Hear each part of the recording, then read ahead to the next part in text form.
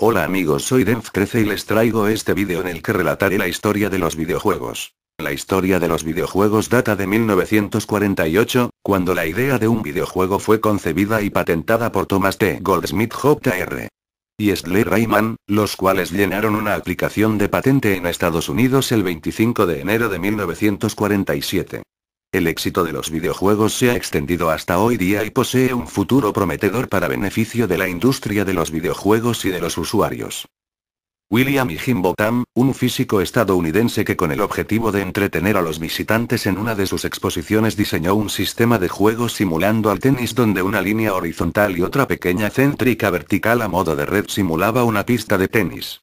La jugabilidad consistía en el cálculo que mediante un osciloscopio los jugadores determinaban para golpear la supuesta pelota. El inventor de Higginbotham no tuvo intención comercial y nunca patentó su invención. La primera consola que apareció fue la Magnavox Odyssey que salió al mercado en el año 1972, la consola era tan primitiva que los jugadores tenían que anotar sus puntos en un papel ya que el aparato carecía de memoria alguna.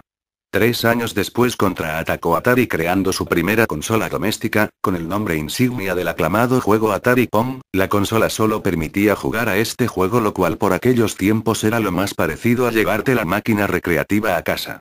Aún así la idea no fue muy bien acogida ni rentable al disponer de un solo y único juego sin ninguna otra posibilidad. Entonces en 1977, 2 años más tarde, Atari consiguió su merecido y perseguido éxito con su nueva consola, la Atari 2600, toda una revolución hasta entonces en el mundo de los primerizos videojuegos. Atari 2600 contaba con la innovación de poder cambiar de juegos mediante el nuevo sistema de cartuchos. Esta consola solo poseía 8 bits de potencia, pero le bastaron en aquellos tiempos para combatir la competencia que empezaba a resurgir en las sombras. La 2600 se mantuvo en lo más alto liderando a sus rivales durante muchos años gracias a su amplio catálogo de juegos. Sus ganancias permitieron a la compañía comprar licencias de películas, lo cual todavía impulsó muchísimo más su éxito, que duró más de una década hasta que fue finalmente destronada por Nintendo.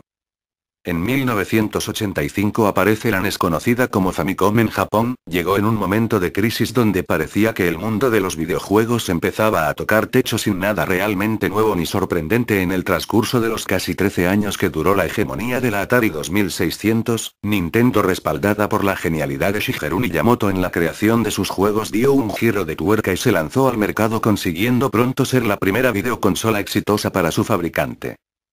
En 1986 Sega da por comenzada la batalla y lleva su nueva videoconsola doméstica a territorio americano y europeo, donde realmente sí fue capaz, a diferencia de en Japón, de conseguir un notorio éxito, llegando incluso a superar las ventas de la NES.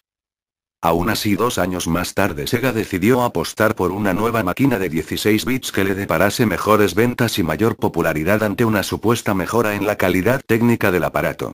Presentó su Sega Mega Drive, que aunque difícil en sus primeros años de vida, finalmente consiguió estar a la altura y competir cuando unos años más tarde, exactamente en 1992, llegó Super Nintendo, que de la misma forma contaba con una potencia de 16 bits.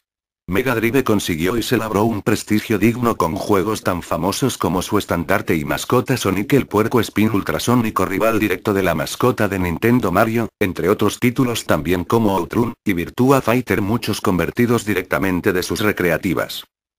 Nintendo, en los años siguientes que duraron estas dos consolas, decidió centrarse a crear más y mejores juegos que hicieran sombra a los títulos que aparecían para Sega, mientras ésta se enfocó más concienzudamente en el lanzamiento de multitud de consolas y la creación de nuevos periféricos y complementos adicionales que potenciaran las capacidades de su sistema. En los últimos tiempos, y tras los intentos de Sega con sus add-ons, ampliaciones para su Mega Drive como la Sega 32X o el Sega Mega CD, que dotaban a la consola de mayor potencial, llegó la Sega Saturn, con la que termina la era de las consolas de 16 bits.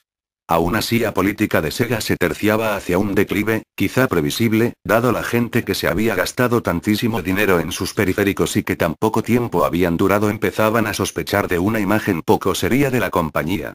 Por otro lado, el marketing de Sony consiguió tener en vilo a todo el mundo ante la expectación que empezaba a crear su nueva consola.